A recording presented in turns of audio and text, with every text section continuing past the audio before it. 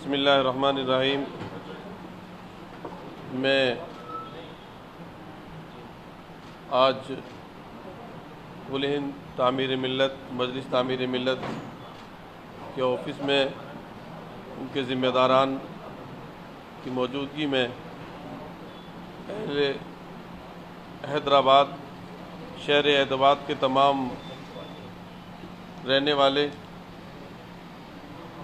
ہندو مسلمان سکھ عیسائی ان سب کو یہ باخبر کر دینے کے لیے مجلس نے ہمیں دعوت دی ہے کہ 24 کو ایک پروگرام رکھا جا رہا ہے جس میں جو موجودہ قانون وقف امینڈمنٹ بل 2024 آیا ہے جس کی وجہ سے پورے ملک میں ایک بے چینی ہے اور اضطراب کی کیفیت ہے۔ ہمارے درمیان میں محترم بھائی ادیب صاحب تشریف فرما ہیں، وہ خود ان کی طرف سے ایک نمائندہ پنجاب اکال تخت گئے تھے اور وہاں ہزارہ سکھوں نے اور عیسائی حضرات نے اور دیگر اقلیت کے لوگوں نے اپنے خدشات کا اظہار کیا ہے کہ یہ قانون جو آرٹیکل 26 کی خلاف ورزی ہے، آرٹیکل 14 کی خلاف ورزی ہے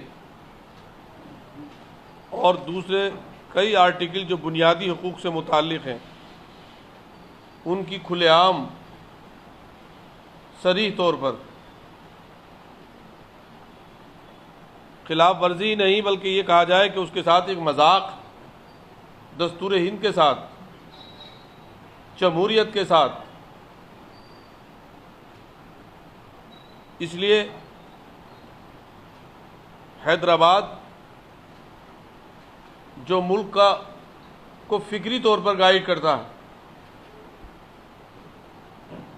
وہاں ایک تمام دانشوران اور تمام مذاہب کے لوگوں کا ایک مجمع عام کا مجلس نے انعقاد کرنے کا فیصلہ کیا ہے۔ اس لیے ہم لوگ یہاں آئے ہیں مجلس کی دعوت پر اور انشاءاللہ امید ہے کہ بہت سے قوانین بننے کے لیے جے پی سی بنائی گئی اور پھر وہ لا کمیشن کو بھیج کر کے اس سے کسی طرح سے حکومتوں نے پیچھا چھڑایا ہے۔ یہ قانون بھی جو بنیادی حقوق کی خلاف ورزی ہے اس کو واپس سرکار لے گی، کیونکہ تمام دیش کے لوگ اس حق میں نہیں ہیں کہ یہ قانون لایا جائے۔ دیکھیے، یہ دیش کی آزادی کے بعد پہلی ایسی جے پی سی ہے جس میں ملک کی عوام نے، ملک کے شہریوں نے اتنی کیوریوسٹی، سنجیدگی اور حساسیت کے ساتھ اس میں شرکت کی ہے۔ کروڑہ کروڑ، کئی crore all India Muslim personal law board کے پاس اس کا پورا ڈاٹا ہے اور تقریباً 1 کروڑ کے قریب تو جو ہے وہ منسٹری کو، جے پی سی کمیٹی کو وہ پہنچ چکے ہیں۔ اور چونکہ میں خود اس کا ممبر ہوں ٹیکنیکل، بار بار میں نے بھی معلومات حاصل کی تو سسٹم جو ہے وہ بار بار چرمرا گیا۔ اتنے لوگوں نے اس پر جو ہے اپنی آرا کا اظہار کیا کہ وہ ڈاؤن لوڈ نہیں ہو رہا، ایسی شکایتیں آ رہی۔ تو اچھا، دیش کے تقریباً سبھی پارٹیاں، ایون بی جے پی کے لوگ بھی، وہ مجبوری میں اپنی پارٹی کے ساتھ ہوں تو ہوں، لیکن میجورٹی ان کے ممبران کی وہ اس ہت میں نہیں ہے کہ یہ قانون تھوپا جائے۔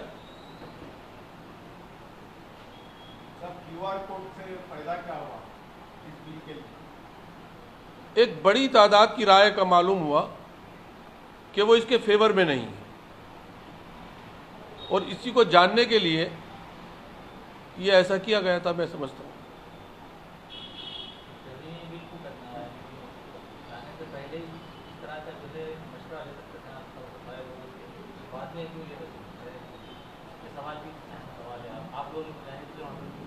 دیکھیے، سماج وادی پارٹی اور کانگریس پارٹی اور دوسری تمام اپوزیشن پارٹیوں کا یہ ماننا ہے کہ موجودہ سرکار صرف چند ادیوگ پتیوں کو فائدہ پہنچانے کے لیے ان کو زمینیں دے رہی ہے. ایودھیا میں ڈیفینس کی زمین دے دی گئی، بہت سی جگہوں پر اور بھی شکایات آئی ہیں. تو جو لوگ ڈیفینس کی زمینیں دے سکتے ہیں وہ سمجھے کہ یہ وقف بورڈ کی لاوارث زمینیں پڑی دے دو. وہ یہ نہیں جان رہے کہ یہ اللہ کی زمین ہے. اس کی ایک زمین کو لینے کی ابراہ نے کوشش کی تھی. مساجد جو ہے خانہ کعبہ کی بیٹیاں ہیں، سب مساجد وقف ہیں. ہمارا یہ ایمان ہے، ہمارا یقین ہے، ایک مسجد بھی کسی ناجائز جگہ نہیں بن سکتی، اس لیے کہ عبادت نہیں ہو سکتی وہاں. سب کسی شکل سے یہ بل اگر مسترد ہو گئی تو رائے عمل کیا رہے گا اپنی جماعت کا؟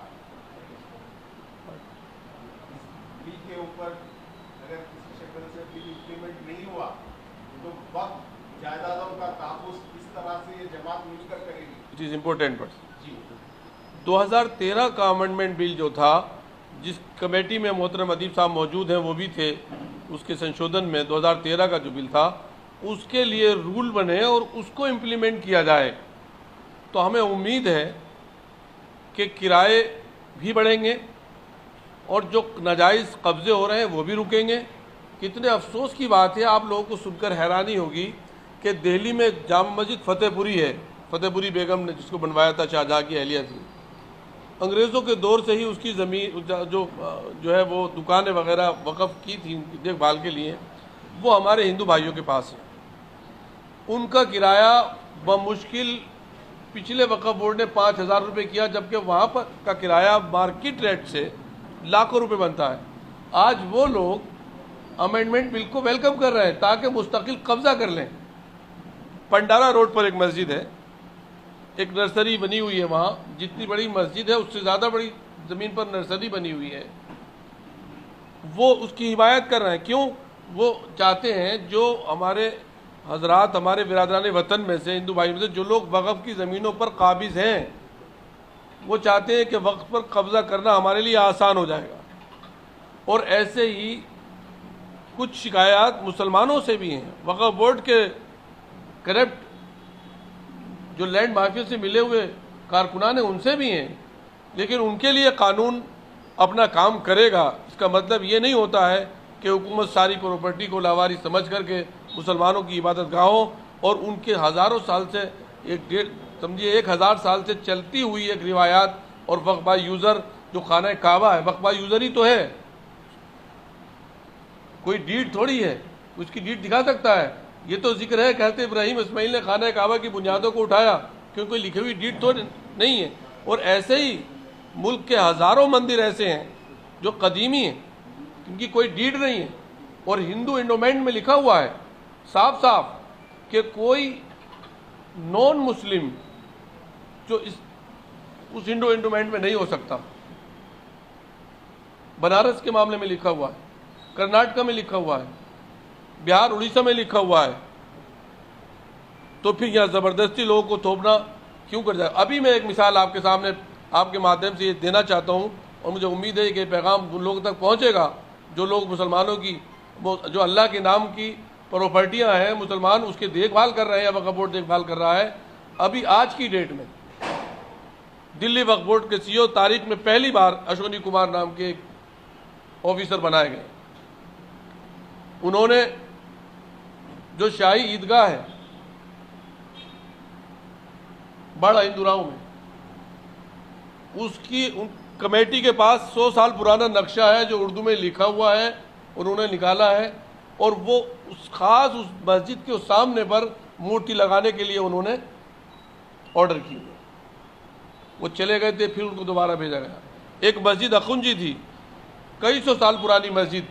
اب سمجھیے کہ اس کے ریکارڈ میں ملا گیا، میرے پاس بھی کسی نے کاغذ بھیجے ہیں اس کے، 1853 یا 54 میں بہادر شاہ ظفر نے اس مسجد کو مینٹین رکھنے کے لیے اخنجی کوئی صاحب حیثیت آدمی تھے، ان کو کہا تھا کہ اس مسجد کو مینٹین کریے، یہ گر رہی ہے، اس کی مرمت کرائیے. اس مسجد کو راتوں رات جو ہے وقف بورڈ کے ایڈمنسٹریٹر نے اشونی کمار جی نے راتوں رات اس کو غائب کر دیا. اور وہاں جا کر کہہ دیا عدالت میں کہ کوئی چیز نہیں تھی۔ تو جب ایک ایڈمنسٹریٹر یہ کر رہا ہے، جب وہاں پورے طور پر ان کے لوگوں کا داخلہ ہو جائے گا، جو اس کو نہ عبادت سمجھتے ہیں وہ تو مال مفت دل بحران سمجھ کر اس کو خود مرد کر دیں گے، اور کلکٹر صاحب کو اختیار ہو جائے گا کہ جس جگہ کو چاہیں اس کو ڈسپیوٹ کر دیں۔ کوئی بھی کمپلین چلتا پھرتا آدمی دے دے گا کمپلین، اسی بار ڈسپیوٹ، نماز روک دی گئی، اب آپ کا کچھ نہیں۔ اور ایسی بے شمار مساجد ہیں جو وقفہ یوزر ہیں، سینکڑوں سال سے ہیں، یک لخت ایک جھٹکے میں ان کا اسٹیٹس آپ ختم کیے دے رہے ہیں۔ یہ فنڈامنٹل رائٹس کے خلاف ہے۔ اور ہم نے جیسے پارلیمنٹ میں کہا، ہم آپ کے مادھیم سے اپنے تمام برادران وطن سے کہتے ہیں کہ وقف ہمارے لیے سرخ لکیر ہے۔ اس ستم کے بعد کوئی اور ستم سہنے کی ہمت ہندوستانی شہریوں میں نہیں ہے۔ ہماری پارٹی کا، سماجوادی پارٹی کا، کانگریس پارٹی کا، اور جتنی بھی اپوزیشن پارٹیاں ہیں یا جو حلیف جماعتیں ہیں ان کے ساتھ میں، ان کا بھی یہ کہنا ہے کہ ہم ان حالات میں اقلیتوں کو کے ساتھ یہ ناانصافی، ان کے فنڈامنٹل رائٹس کے ساتھ یہ کھلواڑ برداشت نہیں کریں گے۔ اگر اس پر موجودہ سرکار نے اپنے قدم پیچھے نہیں ہٹائے تو آپ سمجھ سکتے ہیں اس کا نتیجہ یہ بھی ہو سکتا ہے کہ سرکار تذبذب میں آ جائے، سرکار ہلنے لگے، کیونکہ سرکاروں کو بنانے اور بگاڑنے اور عزت دینے والا اور کرسی سے اتارنے والا، کرسی پر بٹھانے والا وہ رب ہے جو سب کچھ کر رہا ہے۔